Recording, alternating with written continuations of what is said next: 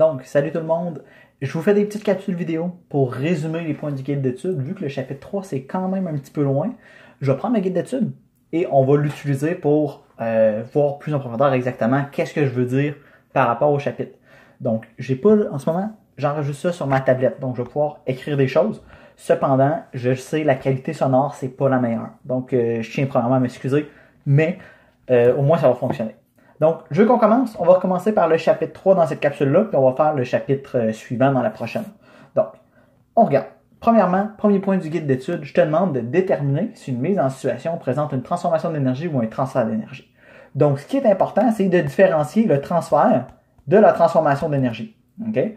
Donc, premièrement, ta transformation d'énergie implique qu'au début de ta mise en situation et qu'à la fin de ta mise en situation, ce n'est plus la même forme d'énergie. Il y a donc eu un changement de forme. Par exemple, on pourrait voir une ampoule. Okay? Si on prend un exemple, je prends l'ampoule. Une ampoule, ça reçoit quel type d'énergie?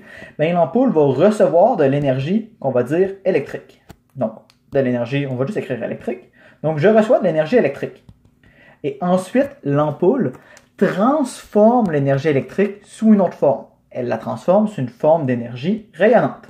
Donc, l'énergie rayonnante, des rayons, les rayons, c'est une onde électromagnétique, la lumière visible, bref, c'est un rayon que je reçois, c'est une onde, donc c'est pour ça qu'on dit rayonnante. Je vous rappelle, j'avais dit que l'énergie lumineuse, j'aime pas ce terme-là, parce que c'est pas l'énergie lumineuse, c'est vraiment l'énergie qui provient des rayons électromagnétiques, pas de lumière en tant que telle. Oui, la lumière a l'énergie, mais c'est pas l'énergie lumineuse. Le bon terme, c'est l'énergie rayonnante. Donc, ça, c'est un exemple de transformation d'énergie. Parce qu'au début et à la fin, j'avais une énergie qui est différente. Dans un transfert d'énergie, ce que j'ai, c'est que j'ai un changement de milieu. Okay? Donc, par exemple, mon énergie va se déplacer d'un milieu à un autre. Cependant, ça reste la même forme d'énergie. Donc, ici, ce qui est important, c'est que ça reste la même forme d'énergie. Un exemple que je pourrais vous donner par rapport à ça, mais on pourrait prendre un bécher ou n'importe quelle casserole sur un rond de feu.